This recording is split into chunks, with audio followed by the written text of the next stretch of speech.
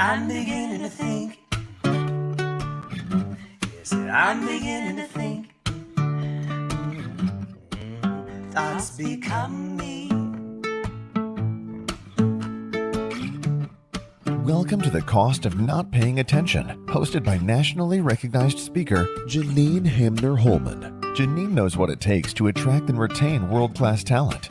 Join her here each week on The Cost of Not Paying Attention as we use brain science, leadership, management, and real-life challenges managers face to explore the places where we aren't paying attention.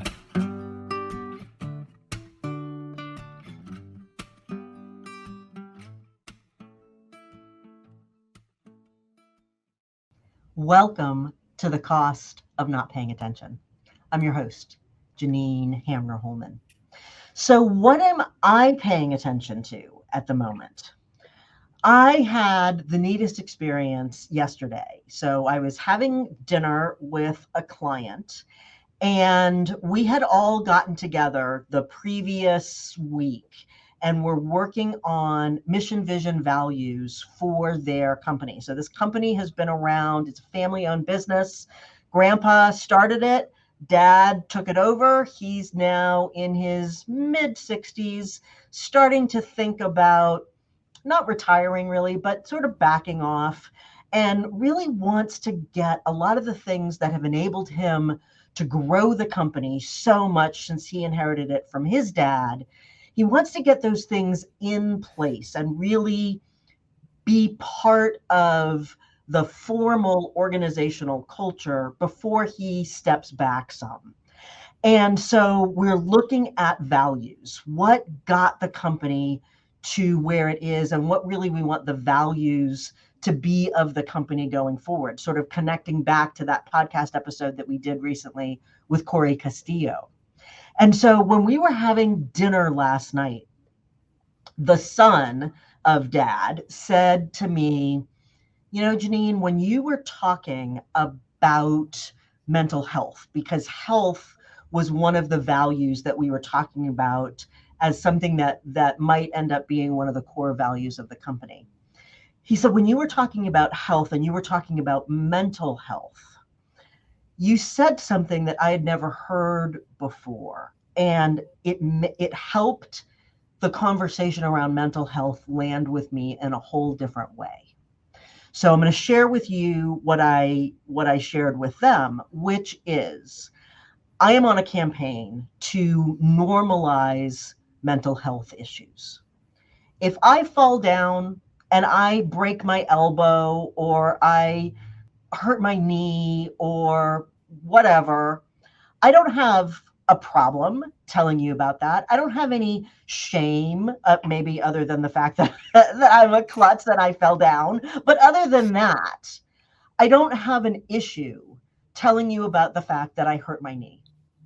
On the other hand, if what I hurt was something inside me, if what I hurt was my feelings or my dignity, or I suddenly didn't feel safe because of something that was going on, or I no longer felt like my opinion mattered, or I no longer felt like I belonged, or I'm dealing with stuff in my family or with my friends, and I'm struggling with depression,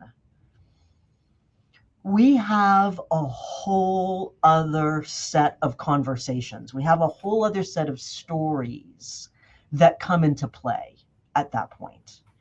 And I believe there should be no difference between me telling you that I fell down and I hurt my knee versus there's something going on with me internally and I'm feeling depressed or I'm feeling anxious at a level where I'm feeling like I need to get some help. I need to get some support around that.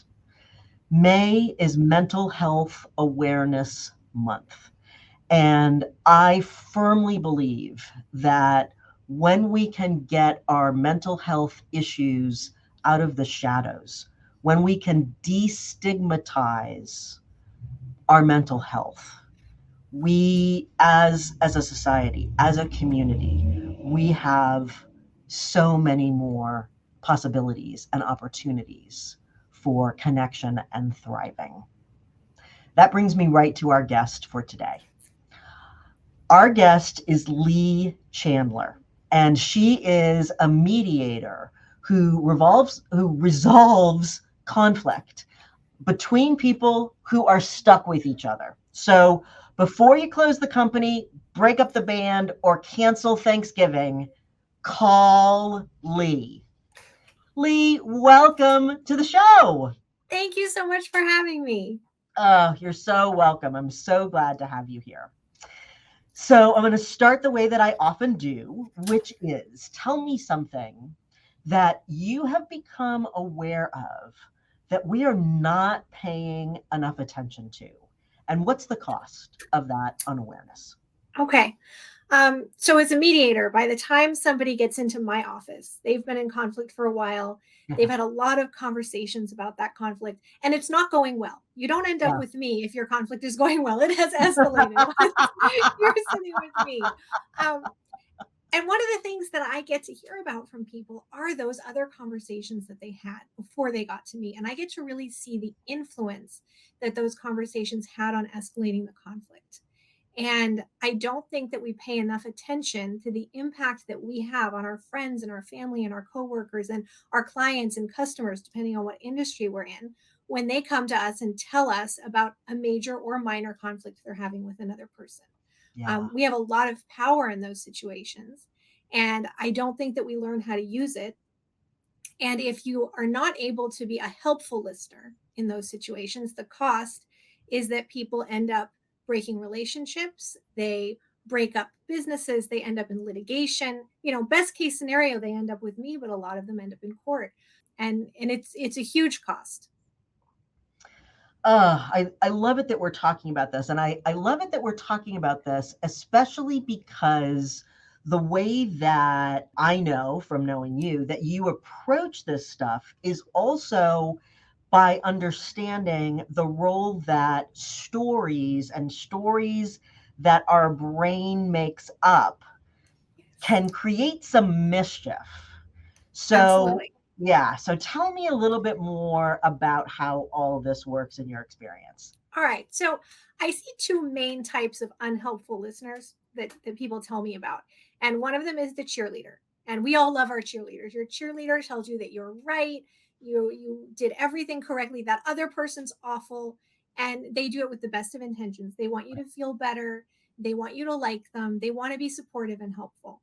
And they're not helpful. And the other type of unhelpful listener is the devil's advocate. And that person argues with you and challenges you and tells you what the other perspective is. And they also usually have really good intentions. They have a great outside perspective and they want to prevent you from making a mistake. They want to expand your thinking. And they're also not helpful. The person with the cheerleader gets to me believing their story 1,000%. Yeah. Not at all curious about other perspectives. And with a feeling like they need to be right, their story needs to be right in order for people to sympathize with them. And the person with the devil's advocate, often in that conversation where they're being challenged, they feel like they're not being listened to, like they're not being understood. So they will start to exaggerate or embellish their story. They often don't even realize it to try to get their listener to sympathize with what they're feeling. Right. And by the time they get to me, they believe this completely made up story. And so to talk about stories, one of the things I tell people is to recognize the danger of letting someone story tell for too long. Because, and this goes back to what you were saying about mental health, we will tell a story about what happened in order to describe how we feel. And a lot of times I think that's because people are uncomfortable directly saying, I just felt bad. They don't think they'll be taken seriously if it's about their feelings. So they'll exaggerate the mean thing the other person said to them in order to express that they felt hurt. And if you let them keep telling that story, they believe it because we believe our stories as if they really happened. We react to them emotionally inside like they really happened. And there have just been so many studies about how unreliable memory is. And in mediation, you see that because I'll have two people, they'll tell me two totally different stories. They're both telling me the absolute truth as they understand it. As their truth. So I love how much we have sort of evolved in our understanding about memory. And, it used to be that in court, you would bring in all of the eyewitnesses and they would give you their eyewitness testimony, and that was, that was what we went by, because of course these people were there. They know what actually happened. Right. And what we have discovered along the way is that eyewitness testimony is relentlessly untrustworthy, because we change the memories in our brain without even knowing it. Yeah. There's a gentleman who has now passed on by the name of Marcus Borg, and he's a religious scholar, and he's from Ireland, but he spent the majority of his adult life here in the United States. And he used to talk about when he remembers learning how to drive with his dad sitting beside him. His memory is that he is sitting on the left side of the car and his dad is sitting on his right. Except this was happening in England, and in Ireland, where he knew intellectually he would have been sitting on the right side of the car, and his dad would have been sitting on the left, because that's how British cars are set up. But he can't make his memory of it. He cannot make it flip, even though he knows it's wrong. Right. And I love that example, because it's such an easy thing, and it's something that most people don't get charged up about. Yeah. And when we remember something that has emotion attached to it, I love the way that you put that. What we are remembering is how we felt. We're not really remembering the actions, the he said, the she said, the they did, the I did, in exact detail, because it's all colored by how what I said, what you said, what happened made me feel about Right. And depending on how disconnected or uncomfortable someone is with their own emotions, they will be more likely to try to construct a story that really justifies those emotions, because they're not comfortable saying, I was upset and it was a little irrational. That's more uncomfortable for some people than others. But I mean, the unreliability of memory, if anyone has a sibling, I'm sure they've had the experience of having some conversation about something the whole family did, and the siblings have totally different recollections of it. It's amazing how it happens. It is amazing. Yes. And as you said, when there are emotions attached to that, whether there are emotions attached to that story or whether it's the family dynamic that there are emotions attached to, we can Right. remember things massively differently. And then there can be, hopefully there's humor attached to it, but often there's sadness and anger and frustration and a feeling of being disrespected, or you not belonging, or, we know human beings, fundamentally, we only need three things. We need to feel safe, we need to feel like we belong, and we need an experience of dignity. We need to feel respected. And so, when things happen, which they happen all the time, that confront us in those ways. I remember just over the weekend, my husband and I were having a conversation. He said something that definitely triggered me. It wasn't a big thing, but what happened is I felt disrespected. He came to me later, not much later at all. He did a great job, but he came to me later and he said, "I'm so sorry I hurt your feelings." And just saying that, "I'm so sorry I hurt your feelings," is a huge growth opportunity for him. And so I didn't want to say, and I didn't say in that moment, "Actually, you didn't hurt my feelings. You had me feel disrespected." Because those are different things. And what I really needed to hear was that he got what the impact was. But I also knew, like, we are all beings in the process of becoming. And what he needed to hear was that I heard and accepted his apology, even if his apology wasn't exactly what I needed. So I got to appreciate his apology and then just to make a decision to let it go. I can't even tell you anymore what it was because I let it go. Mhm. And I think that distinction can be important and can be tricky because we want people to understand the impact over here, and when what they apologize for isn't what the impact was over here, then we can end up escalating stuff. So what are some tricks and some tools that you know of that can help us when we get our feelings hurt, when we miscommunicate, when we don't do a great job in being partners with anybody else?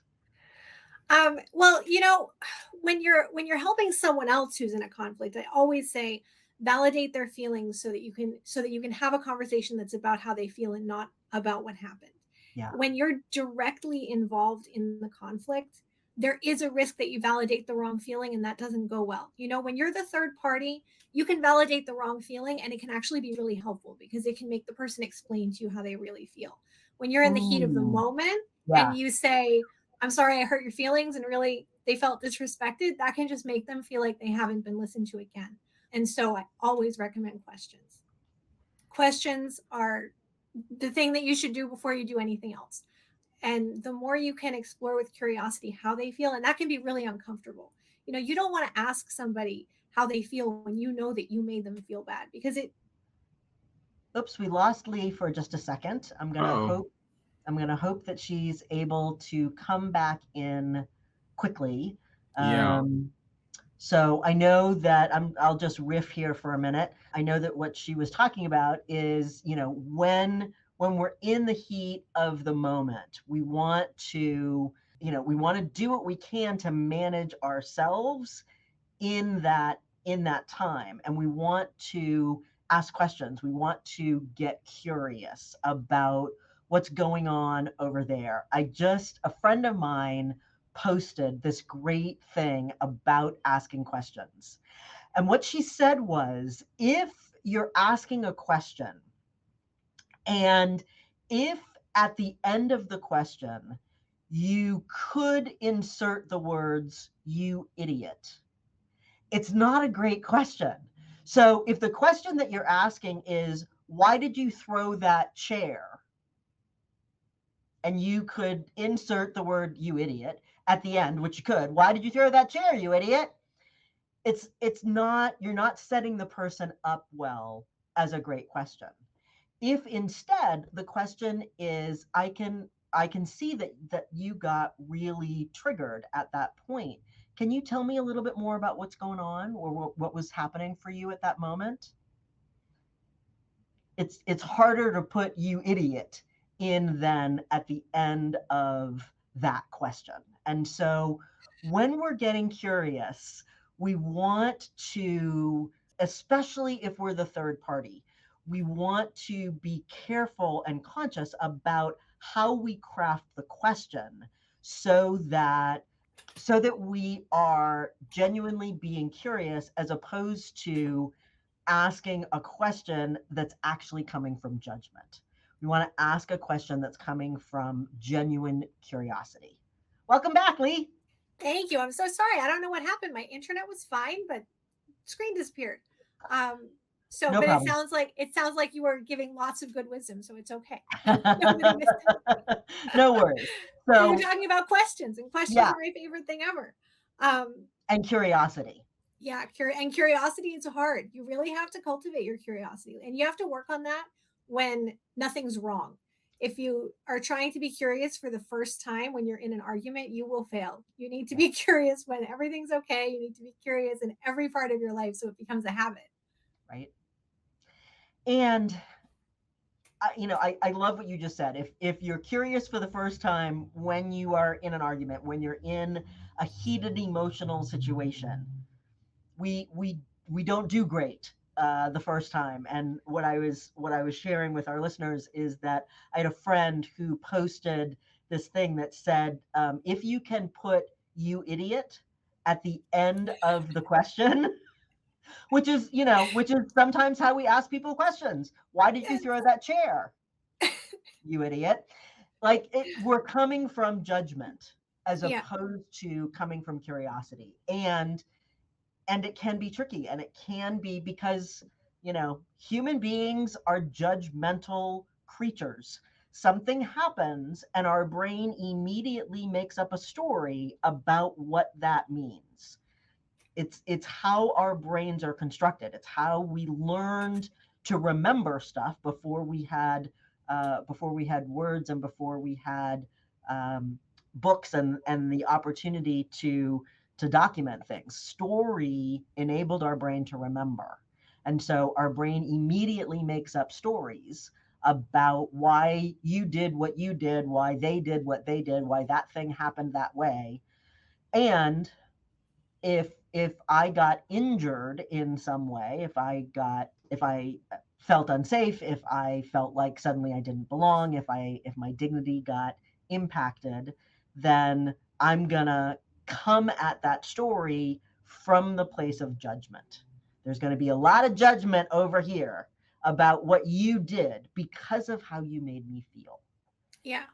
And so, as somebody who is supporting other people in that situation, so if I'm a manager and one of my employees comes to me and says, hey, this thing happened, or I'm a family member, or but I'm not the one who was in the situation, how can we be a good listener? How can we be a good partner to the person who's coming with an issue? So the first thing is exactly what you said. You need to be non-judgmental. And the best way to be non-judgmental is just to be aware that you're hearing a story, and that it's not necessarily what happened, and that it doesn't matter if it's what happened, because they're telling you how they feel. And if you can keep that in your head, it kind of helps you keep that judge to the side. You're never going to completely eliminate the judge, but you can make it a voice that you recognize and maybe don't act on. The next thing is to validate their feelings, but don't tell them that they're right or wrong about what they're saying. So when they're saying the guy in the next cubicle microwaves tuna in the break room and it stinks and I hate it, you don't say, oh my God, I hate that too, right? Even though you do, you say, that must be really unpleasant and distracting while you're trying to work. It's Yeah. just a slightly different statement, but it gets them talking more about how they feel and less about how much they can't stand the other person. And then why is that important? Why is that an important distinction? Because if you start validating the facts, you get them more set on the idea that their story is correct. And you get them into a situation where they feel like they need to give you a fact in order to make you understand them. And so then when they really want you to understand how upset they are, they're going to embellish that story about the other guy. And then they're going to believe their embellished story about the other guy. And all you've done is escalate things for them, even though in the moment they will probably feel better and think you are a good listener. Right. That's so smart, because again, what they're telling you is a story about how they feel, not a story about what actually happened. And so when we focus on the details of the story, the details of what in their mind are the things that happened, especially if there were heightened emotions that got involved, they're going to become more invested in that story about what actually happened, when it may not be really what actually happened. Yeah, I mean, when you get in there, you might find out that this person is stressed out and distracted for a dozen reasons. The microwave problem is one of them, but it's not the most important one. And if you can get them talking about how they feel, you can often find the problems that really need to be solved.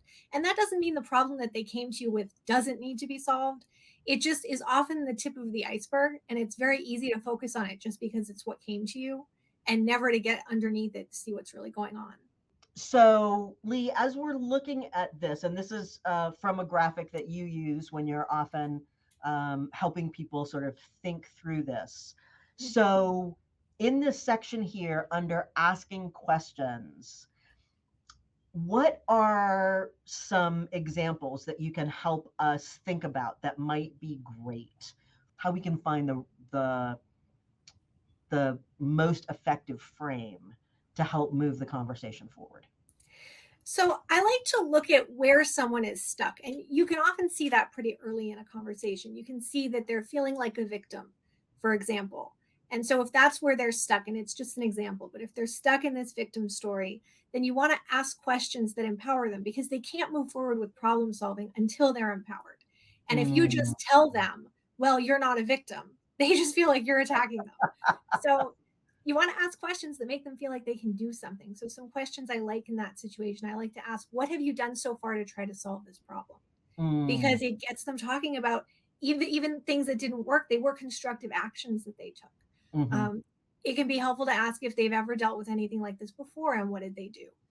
You want them to tell you some kind of success story, and any little bit of success that you can find in what they're telling you, and then give them some praise for, can really make them feel like they have the power to do something. Often someone who's feeling stuck in a situation isn't able to look at other options. So if you can ask questions that get them to do some option generation, like if someone's stuck in a job that they hate and they feel like they can't get out and it's just awful and everyone they work with is awful and their boss is awful, if you can ask a question like, if you could just have a different career right now, what would you want to do? It can Mhm. get them talking about passions and thinking about things outside of whatever they're stuck in. And even if it's totally unrealistic, it changes their mindset and gets them unstuck. So I really like to reframe in a way that just gets them out of whatever mindset they're stuck in and somewhere else where we can do something a little bit more creative. And so then once we move them, hopefully, out of that mindset, and it is so easy for us to get in a victim mindset about something Yeah. where we feel like we are at the effect of whatever it is that's going on. And in part, it's such a challenge for us because when we are stuck in that place, often we are missing one or more of safety, dignity, and belonging. We might be missing all three. And so when we get stuck there, as you said, we can't be generative. We can't come up with how we can move through this. We're just stuck in that dirty diaper. And so like, I mean, I say to clients sometimes, so how long do you want to sit in that dirty diaper? And it is a graphic image, but it is an image that can be helpful It's an sometimes, amazing image. That's depending upon really the good. person, in helping them move through it. You know, if they have some level of self-awareness, it can be something that they're like, oh yeah, I might be ready. I might be ready to leave that.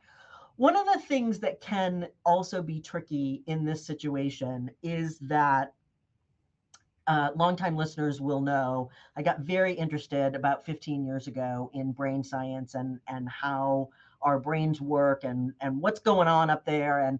And my entrance into the world of neurobiology was actually trying to understand. I was dating and interested in getting married, and like, what are these men doing? Is there something that is different about, like, because a woman wouldn't do that. So is there something that's different about our brains? And it turns out there is.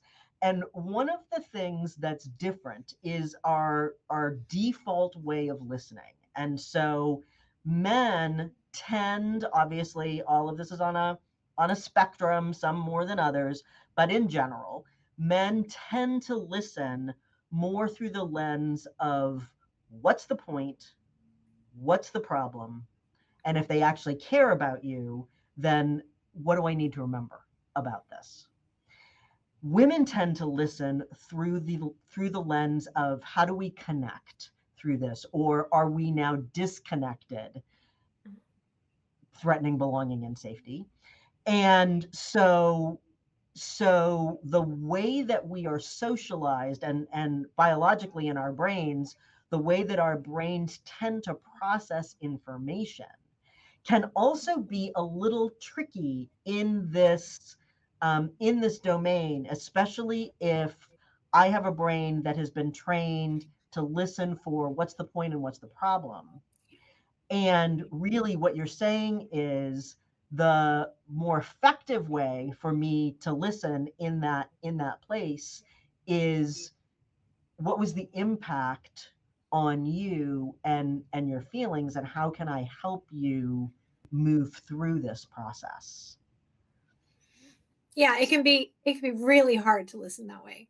Yeah. And the gender split that you mentioned is funny, because women are much more likely to be the cheerleaders and men are much more likely to be the devil's advocate in my Right. experience.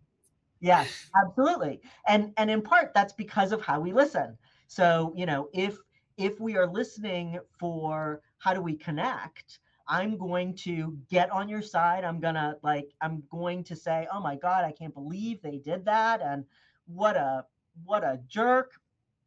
And, you need to get out of this situation, or, whatever it is. And men are much more likely to move into problem solving, because they're listening for what's the problem, and then how can I help you solve that problem, which then often has them come from that devil's advocate perspective. Yeah. And so how can, just like anything, we get to start our journey wherever we're starting our journey. And so as we are learning this new skill around listening, maybe from a different place, or practicing some new questions, what do you feel like is a good, if someone is just starting out in this journey, what's a good way to start practicing? A good way to start practicing, I think it's great to start practicing when someone's confiding in you, as opposed to starting to practice when you're in conflict, Yeah. because you already have the benefit of being outside it and not being emotionally invested. And just being able to pause before you speak is, and it's so hard, right? Right. I mean, everyone has trouble with it. But if you can just make that the rule in the next conversation where someone is complaining about something to me, I am going to pause for a beat before I say anything. That gives you the space to make different decisions. Yeah. Because we all have some amount of wisdom about how to interact with someone and how to help someone. Yeah. And we get in our way sometimes by doing that first thing that comes to mind, and just not giving that second to make a better decision. And the other thing I say, especially if you're a devil's advocate, before you give an opinion or ask something that's meant to be a little challenging, because it's not like that's never a good thing to do. Before you do that, ask 2 or 3 more questions. Give yourself permission. After I ask 3 more curious questions, I can say what I want to say. But if you ask those 3 questions, I promise you're going to say something different at the end of that every single time. Because that moment when you're itching to say your thing, that's never the time to say your thing. Right. Because probably you can put "you idiot" at the end of that. Probably, yes. And it's about you. Judgment. And it's about me. you. It's not about Right. them. Right. Yeah. I love that. So I love this.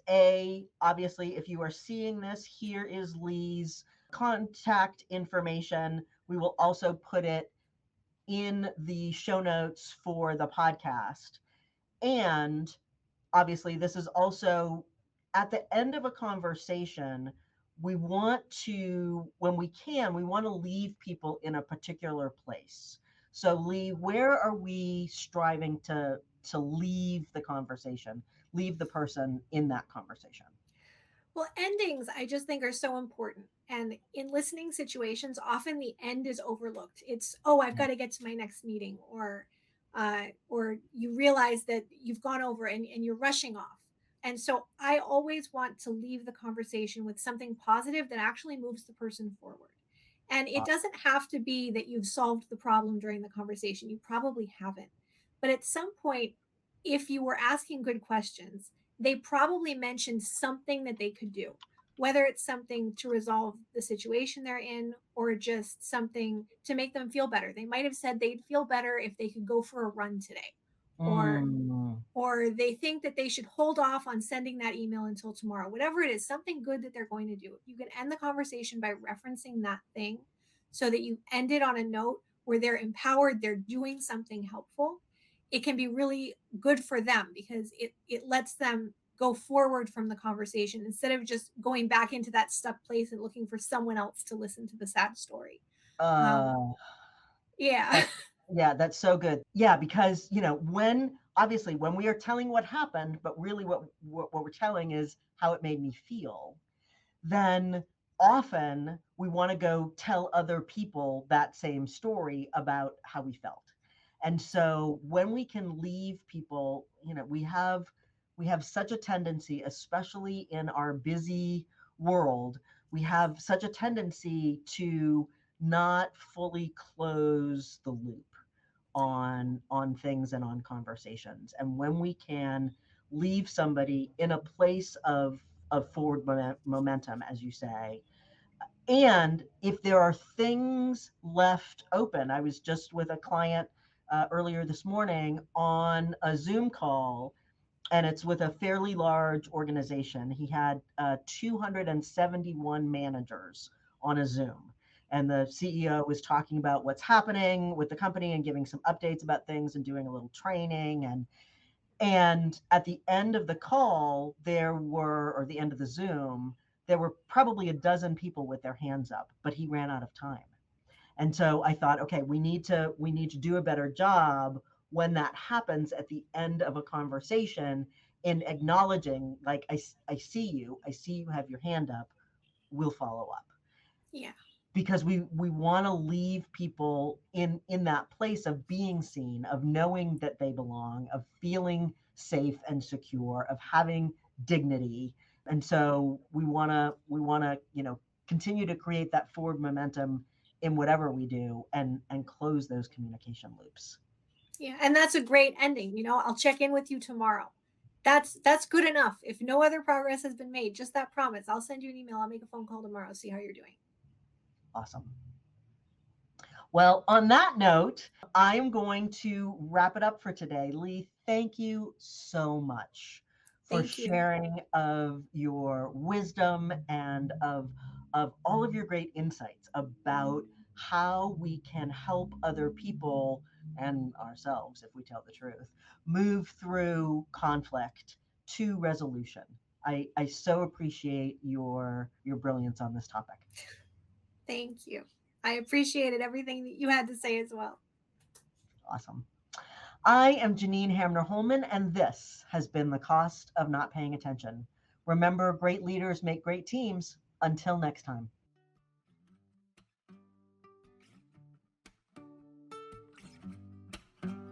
On behalf of Janine Hamner Holman, thanks for paying attention. This has been The Cost of Not Paying Attention. Head on over to our website, www.janinehamner.com/podcast, for access to the show notes as well as additional resources. Remember, great leaders make great teams.